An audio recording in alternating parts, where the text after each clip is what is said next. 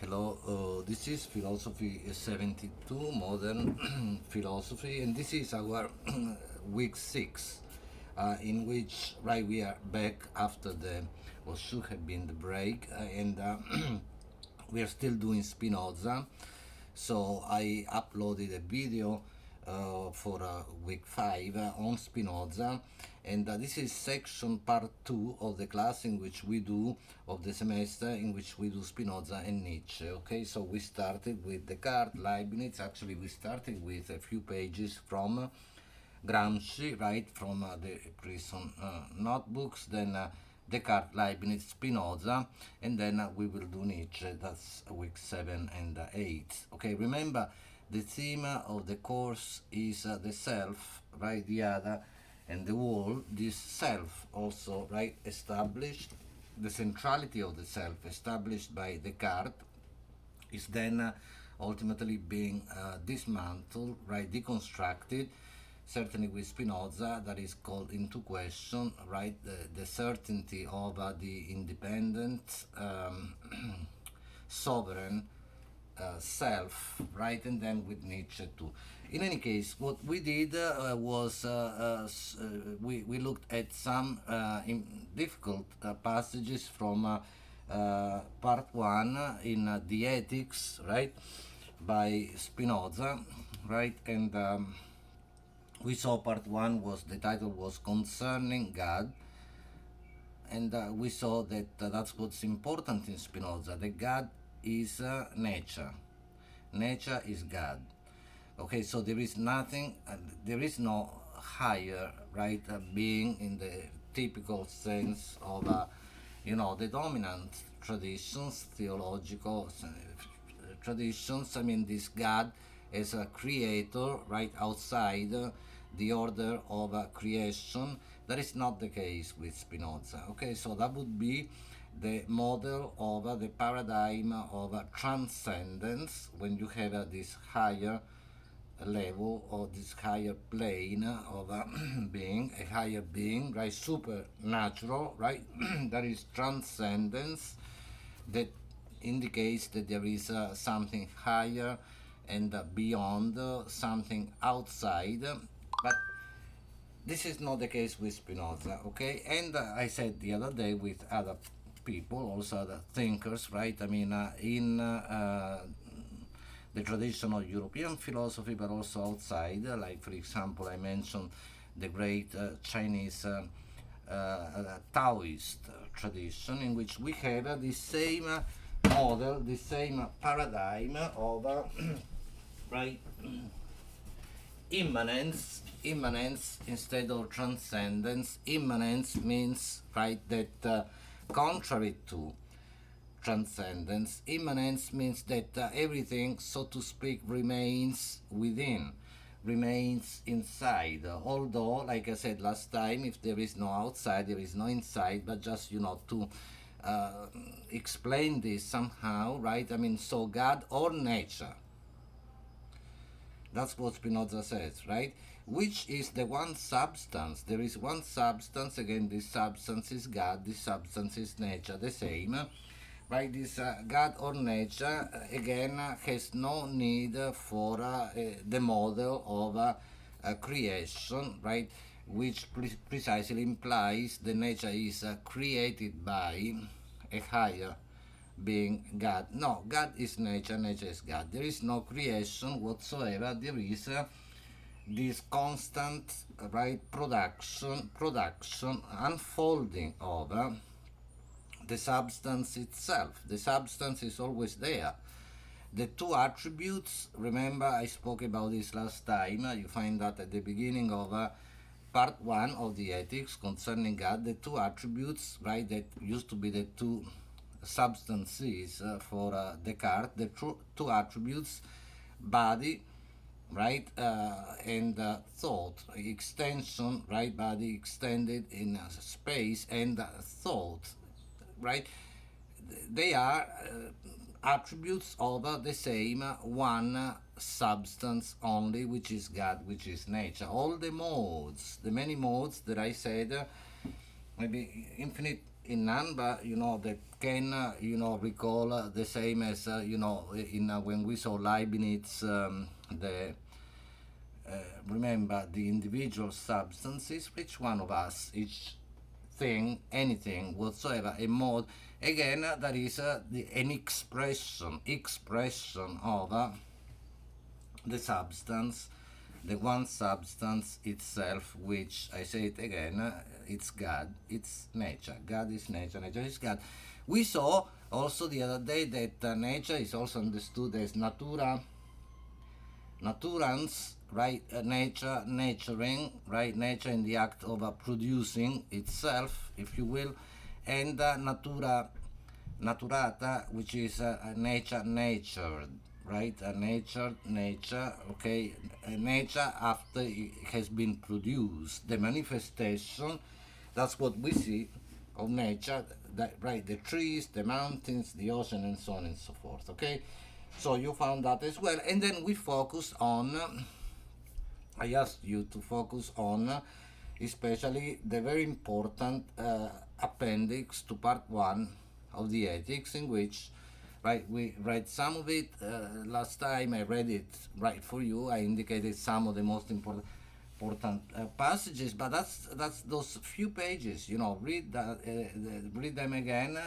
That's very important. In which, right, Spinoza takes issue, right, with the common way in which people look at things, right? The question of prejudice, ultimately, misconception and prejudice, and he says how very often things are simply a figment of our imagination, and we can understand that very well even today, right? Because Spinoza himself gives the example of natural disasters and so on and so forth, and then all the conspiracy theories, for example, that we see even today, to explain what cannot be explained.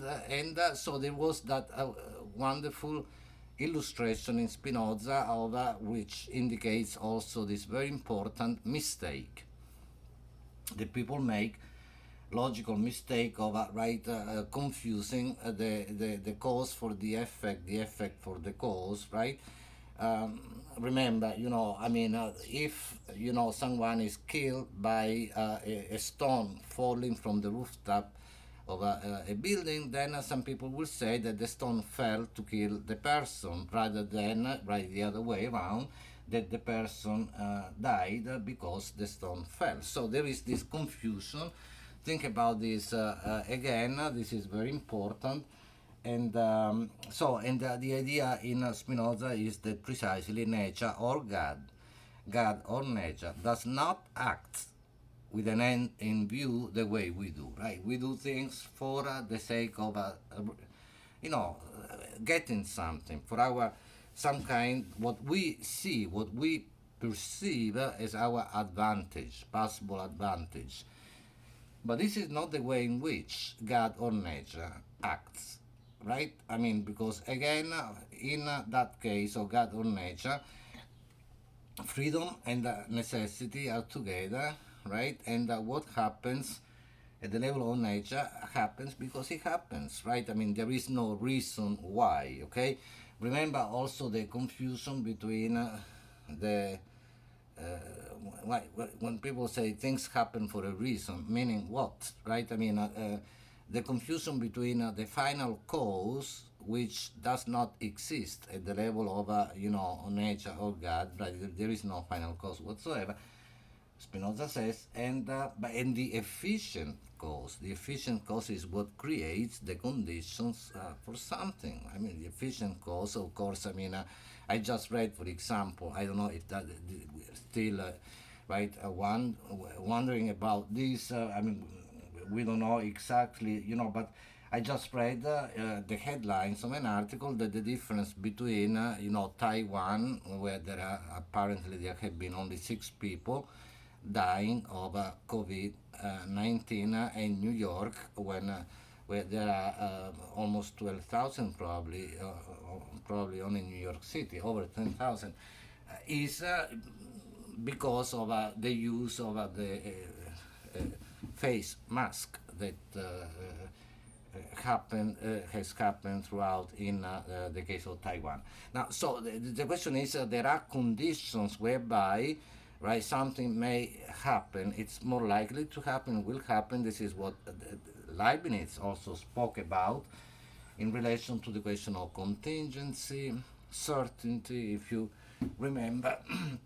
Ultimately, the question of a possibility, probability, and then certainty. Okay, so again, for something to happen, there must be conditions. That's the efficient cause, but that's not the final cause. Again, things don't happen for a reason, right? A natural disaster does not happen because God is upset with people and so on and so forth. As you know, Spinoza makes the point, and we still see that some people,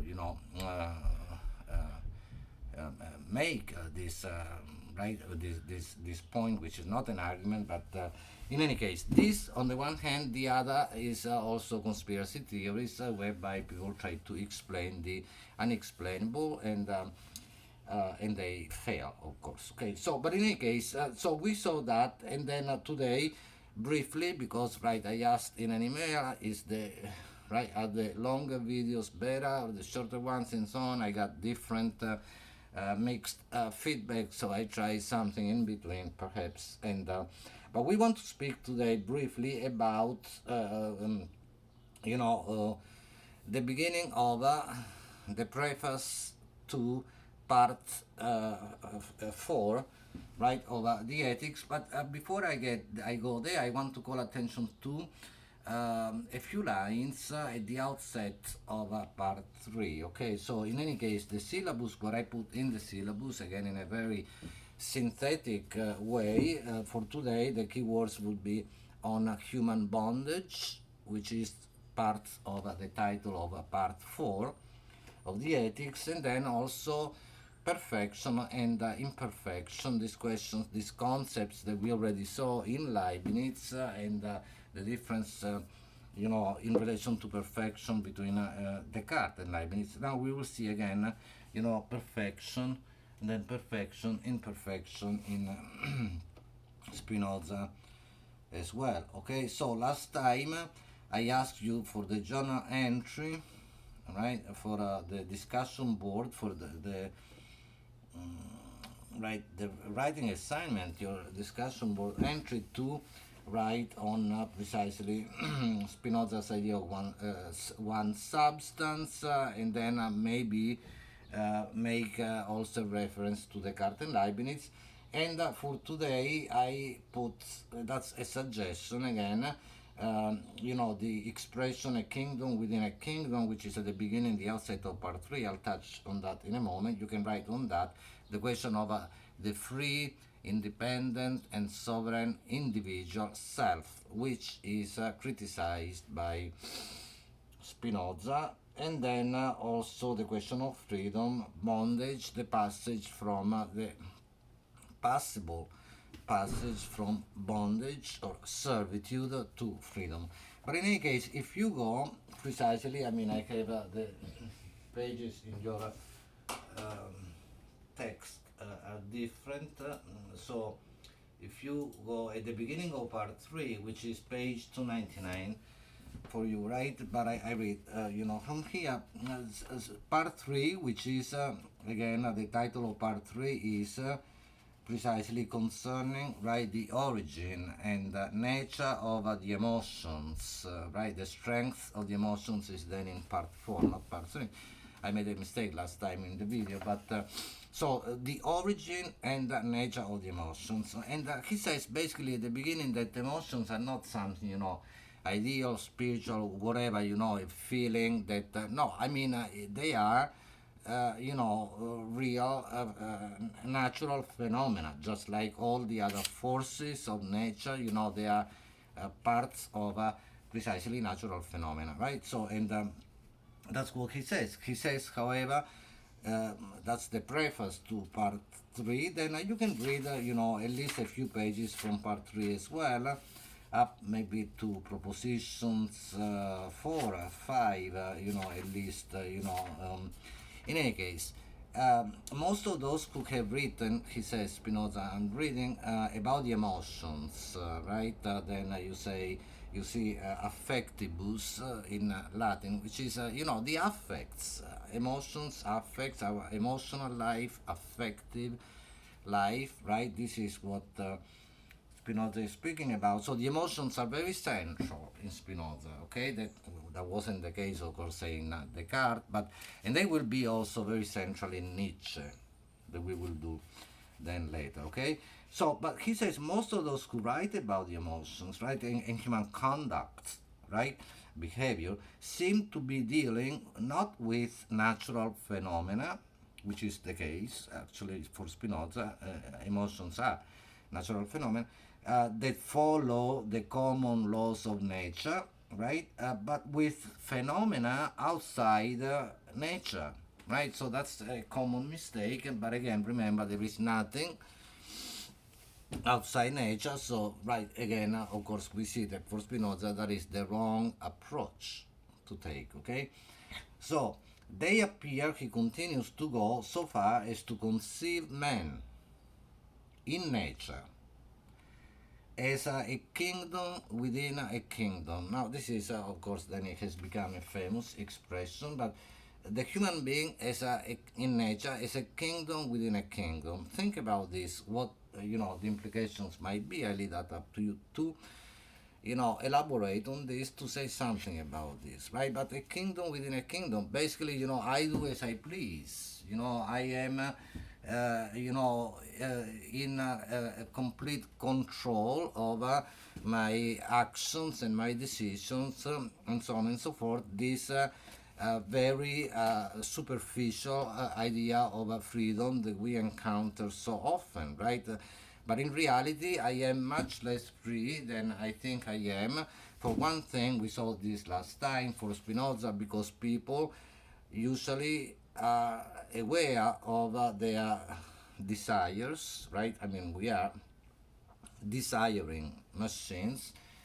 I know very often what I desire, but I don't know why I desire that, right? So the object of desire, X, I desire X, fine, but I don't know very often why I desire that. So when I think that, then I choose X, and that my choice is a free and rational choice. In reality, very often it isn't conditioned, as it is determined by things that maybe I don't understand, right? I mean, so the point is, again, as we will see briefly, really, in also part 4, the point, and we are not touching on part 5, but you can read a little, from part, which is then about freedom, from bondage to freedom, liberation.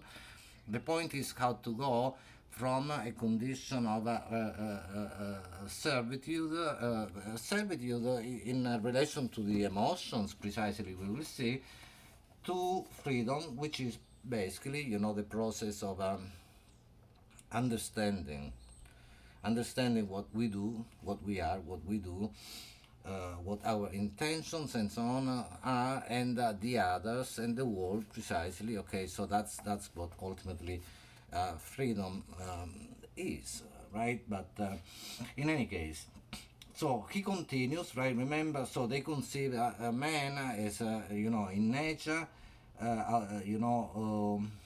as a kingdom within a kingdom. Think about this again. I do as my please in my own life. That's usually, what people, or if people have some kind of authority on others, right? In all kinds of relationships, think even in the family, parents who say, tell their child, do whatever, why, because I say so, right? I mean, again, to have all this type of power, sovereign power, the mentality, the police mentality, ultimately, but the one also applies to oneself, right? I do as I please in my own life. Okay, very often this is totally untrue. Okay, so he continues. Okay, I'm reading from still the outset of it. Just look at these lines and then read a few more pages from the beginning, from part 3. Okay, so they believe that he says man, the human being, disturbs rather than follows nature's order. and has absolute power over his actions, right? That's what I was saying before. That is not the case, right? And is determined by no other source than himself. Again, I do as I please. That's the most common, uh, widespread idea of freedom that we very often see, and so that is. That's a liberal way of thinking that is wrong, okay, for Spinoza. Again, they assign the cause of human weakness and frailty not to the power of nature, nature with a capital N, God, nature, God, right, in general, nature, uh, but to some defects of a human nature, right, which they therefore ridicule, despise, and so on and so forth, okay, which is actually, we will see this coming back in important ways at the outset. I'll go soon to part 4, where the question of the defect in nature, right, the concept of something being defective in nature makes no sense. In any case, this will be, sorry, also his take on the question of right, perfection and so on. Let me go again to part 4, read in part 4 again especially, and then look at part 5 also, the beginning, but part 4, right, that starts for you on page what is it, page 320, the preface, right, uh, and, and then read a little more, but especially I say something and maybe read some lines from the preface to part 4. Part 4, the title is of a human bondage, or the strength of the emotions. And he's very clear, right? To begin with, he says, right, I'm reading, I assign the term bondage, in quote, right, to man's lack of power to control and check the emotions. Okay, very clear.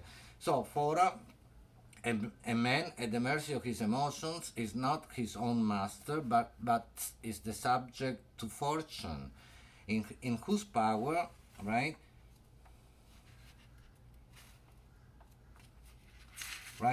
in whose power he so lies that he is often compelled, right,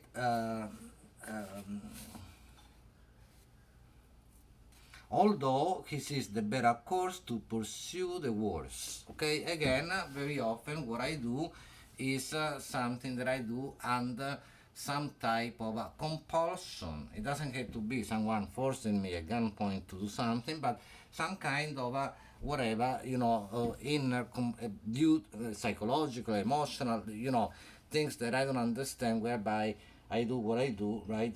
And very often, even when I see that what I do, it might not be the best thing to do, right? I still do it because I am somehow forced, okay? So, in any case, lack of control over the emotions. So, the ultimately, look, the question is for, to put it this way, for Spinoza, just like there is a long tradition of thinkers thinking in similar ways. I say, the Stoic tradition, for example, check this word, okay, and the school related to the Stoic, Stoic, Stoic, right, which is a word that we use also in common English, right? Stoic, someone who's able to withstand, right, difficulties, adversities, and so on. Um, um, so that's basically the idea. So the idea is to ultimately master. The word is a bit too strong. I don't particularly like it, but to master the emotions, right, or to manage, to know how to handle the emotions, because the point with Spinoza is not that we should, or with the Stoic tradition, also before Spinoza, the point is not that we should get rid of the emotions, and we couldn't, right? How can, that's what we are, right? Starting with desire and all the emotions, think about the most important emotions like fear, or and so on. Love, it's not a question of good and bad emotions. Love, which usually is seen, right? I mean, love, hate, and so on. Love is seen maybe as a good emotions, but love can destroy people as well, and very often it has this, right? Function, effect, and so on and so forth. So, uh, the point is therefore to manage, if you will, manage, master, control, whatever, know how to handle the emotions without being precisely destroyed by them. And the idea is precisely, this of um, understanding what the emotions are. Again, it's not a repressive thing that we should, it's not that we should again get rid of or repress the emotions, because that wouldn't work. But it is, if you will, a redirecting of, we had to redirect the emotions to know how to handle them and so on, to go precisely from a situation of bondage, servitude, a situation in which we are at the mercy of the emotions, to a situation of liberation, emancipation, if you will, a situation in which we can use the emotions in a way which is which is good rather than bad. So the idea is, and actually, let me say here, then you will find you should read something from part 5 as well. But the idea ultimately is, so many emotions that we know about, but the most important ones for Spinoza are those of joy and sadness. Okay, so and again, think about this important key words: desire. On the one hand, I spoke about desire already, and then power. Power, not necessarily, not only not as political power. That's a narrow understanding of power, but power as potency, right? The ability, the capacity to do things, right? So joy and sadness and joy, they are, in this spectrum of the emotions, if you will. If you look at that, they are extreme type of emotions, right? So the idea is, for Spinoza, that sadness is brought about by a decrease of our power to act. Not power as, again, authority over someone. That's again the police mentality that we dismiss right now. But power, in the sense, the power to act, to do things. The more active I am, then the happier, if you will, the freer I am, and then the other way around, the less active I am, it's the opposite. I become sad, and so on and so forth. Okay, so again, sadness is the emotion which comes because of and through a decrease of my power to act. Joy is the emotion that I will then experience as an increase of my power to act. Okay, so and again, this is think about these things, but everything has everything affects us, right? And people, and we affect others. There is this mutual, reciprocal way of affecting, and when we are affected, right? That's why the affects and then the emotions are important, right? When we are affected in positive or negative ways, and what affects the body affects the mind, and so on and so forth. Because in Spinoza we had this parallel structure, and so we affect others. Think about, I don't know, interpersonal relationships of all nature, right? They can be good for us, they can be bad, right? I mean, a relationship can become a nightmare for people, right? Or it can actually give you something good, right? I mean, you become more active, and so on and so forth, uh, move closer to joy. right? So I mean, this is the function, okay? Joy and sadness come because of again respectively because of an increase or a decrease of our power to act, to do things, okay? And ultimately we had to know what we are doing, what's the best more advantageous thing for us to do, of course, right? I mean, in any case, I hope that this was clear. Briefly, you will also find in this preface to part 4 the question of perfection, imperfection, good, bad, and so on and so forth. For Spinoza, I do that also in my ethics class from maybe a slightly different angle, more, but here too, good, bad, right and wrong, and so on and so forth, beautiful and ugly, all these concepts, values are relative. It depends, okay? So they are not absolute values for Spinoza, and he says that. I mean, starting with the question of perfection, and there is another wonderful illustration, right? First of all, he says, you will find it in also your book, right? There is a footnote on page.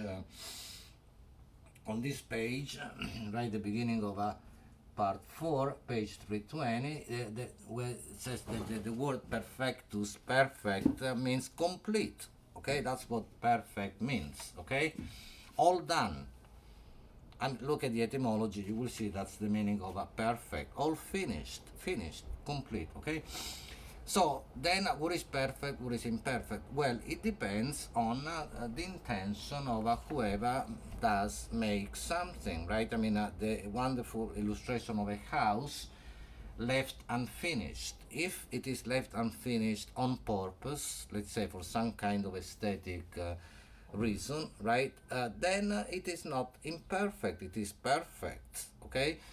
So it depends on what you are doing, what your intentions are, and then speaking about nature, and like remember, we saw this important point for Spinoza: acts with no end in view, then nothing can be said to be imperfect.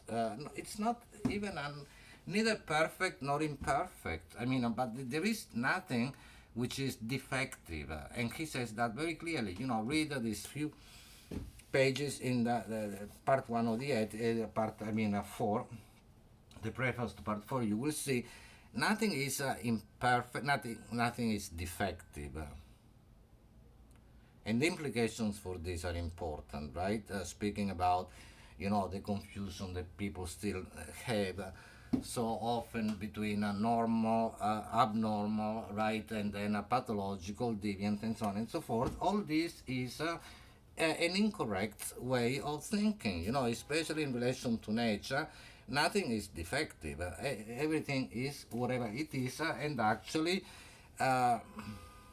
we spoke at the beginning of this class about the concept of thisness with Leibniz too. That's what it is. This, the condition of being this. It's okay the way it is. Leibniz had a similar idea. Spinoza says that's in the middle of the next page for you, 321, right? The beginning of right. I mean, the second.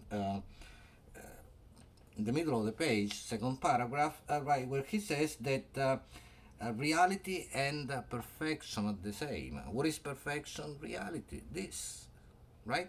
He says precisely that, right, by reality and perfection, I mean the same thing. This is very important, okay? But in any case, to go up actually to the top of page 321, it is here one occurrence of the famous expression that I repeated over and over again: God is nature, God or nature, right? That's where he says, right, that let me read these few lines, okay? So he says, actually starting from the bottom of page 320. So 5 lines from the back. Okay, there seems to be no other reason why even natural phenomena, right, those not made by human hand, should commonly be called perfect or imperfect, for men are wont to form general ideas both of natural phenomena and of artifacts, things that we make, produce, right, produced by us. And these ideas they regard as models, and they believe that nature, which they consider does nothing without an end in view, which is wrong, looks to these ideas and holds them before herself, nature, as models. So when they see something occurring in nature at variance, this is now the top of page 321, with their preconceived idea of the thing in question, they believe that nature has then failed or blundered and has left the thing imperfect. I hope this is clear. It's not nature. It's not nature's problem. It is my problem because I am applying my preconceived idea to reality, to nature, right? I say, oh, this is wrong. This is, and so on and so forth. This is sick. This is deviant. But it's only because I am applying these categories and these preconceived ideas. Okay, so I hope that is clear. Think about the implications that this has at the level not only of natural phenomena, looking at natural phenomena, but cultural, social, daily life, right? Profiling, racial profiling, stereotyping, and so on and so forth. They're all based on this incorrect.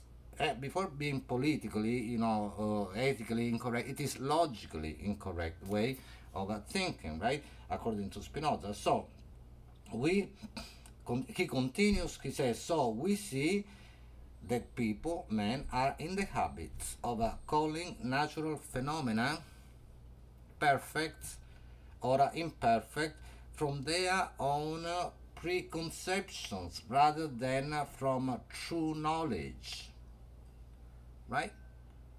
So that is prejudice. That is, yes, I mean, my preconception, that's not knowledge, right?